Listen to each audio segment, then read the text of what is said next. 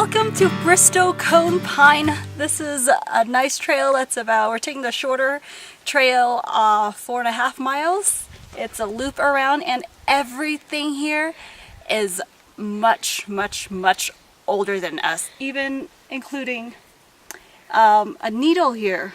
They don't drop for 30 or 40 years. So you're actually not allowed to take anything with you because this whole place is a research area. These purple cones are the seed cones, and they rely on the pollen from the pink cones to develop seeds. Once they get pollinated, these cones will close and start to grow over winter. By spring, they'll develop and mature in the fall, then they'll be ready to release it into the air. In the following year, seeds may sprout and grow just about an inch or so the first few years. Trees in north-facing slope is more lush than the south-facing because they retain more moisture from the snow that melted. Much like when we grow plants in full sun versus part shade or full shade, right? The ones in full sun requires more watering because the sun causes the moisture to evaporate a lot faster. In 2012, the oldest tree was discovered and said to be 5,062 years old. This means the oldest tree has been around since the early days of pyramids of Giza in Egypt. The second to the oldest tree, the Methuselah, is dated over 4,600 years old. The age of trees are measured by the counting of tree rings. The oldest trees in this forest are not tagged to prevent vandalism. Have you ever wondered why these pines have such longevity? Trees and shrubs are thriving in very poor nutrient dolomite soil.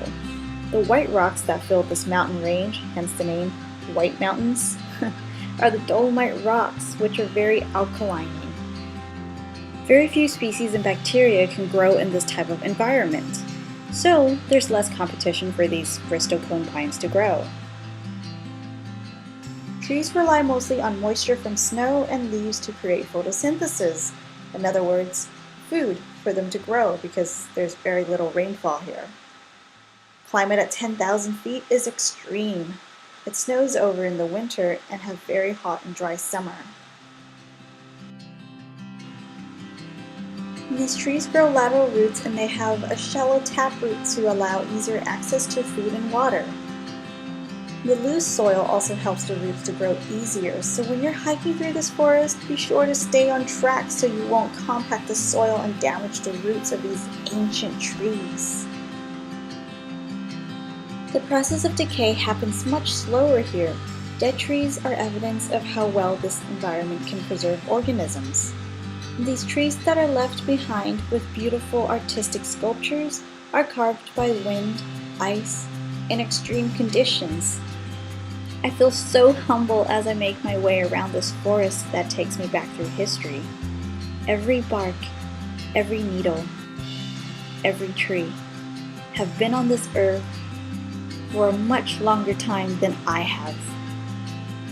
We're finishing up our trail here. We're at 4 miles, got another half mile before we get back. So yeah, I can't believe we were just visiting the land of the ancient. I'm so glad you guys got to see this with me, and I'll see you guys soon. Bye!